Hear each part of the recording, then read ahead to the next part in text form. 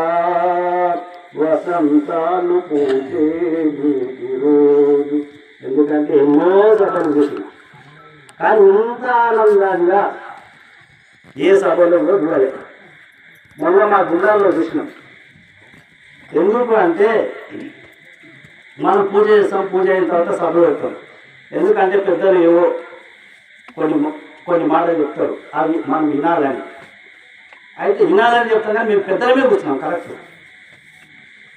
మొన్న మా సభ మొత్తం ఖాళీ, మా సభలో మొత్తం ఖాళీ, పెద్దల సీట్లే ఖాళీ, ముందరోళ్ళు కాదు, ముందరోళ్ళు కరెక్ట్ కూర్చున్నాం, పెద్దల సీట్లే ఖాళీ. అయితే ఎట్లా అంటే ఇప్పుడు సభ పెట్టినప్పుడు ఒకవేళ శరీరము సహకరించినప్పుడు భోజనం చేసి వచ్చి మళ్ళీ సీట్లో కూర్చుంటే బాగుంటుంది, కానీ కూర్చోదు. మరి ఎవరు చెప్పాలి? ఇతరులు ఒక్కరు చెప్పుతుంటే నలుగురు లేకుండా పెద్ద మనుషులు 4 సీట్లు ఖాళీ. అయితే మనం పూజ పెట్టినప్పుడు ఎందుకంటే ఒక క్రమశిక్షణ అనేది ఉండాలి. చెప్పడానికి రాకపోయినా పర్లేదు, కుర్చీలో కూర్చుంటే చెప్పేటోళ్ళు చెప్తుంటే వింటూ వింటాం.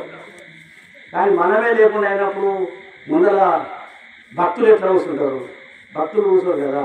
అందుకని ప్రతి ఒక్కరము సిస్టమేటిక్ నేర్చుకున్నారని నేను వచ్చిరాని మాటలు అంటున్నారు.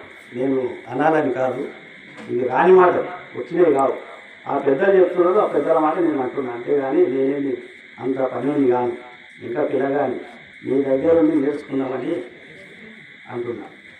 జనులార జనన మరణములను తొలగంద్రోయజాలు లక్షణయుతమై వినువారికి కనువారికి తనలా వెలిగింతు దీన్ని తప్పక వింటే అప్పుడే వారా ఎప్పుడు గంటే కనుక విన బుద్ధి అయితే కనుడి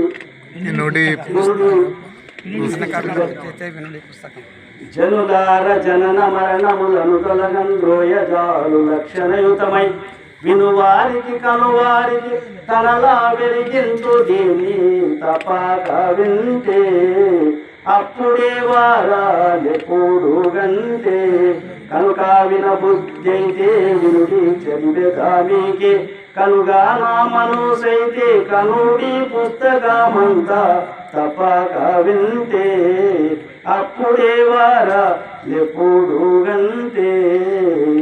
జై సద్గురునాథ మహారాజుకు జై.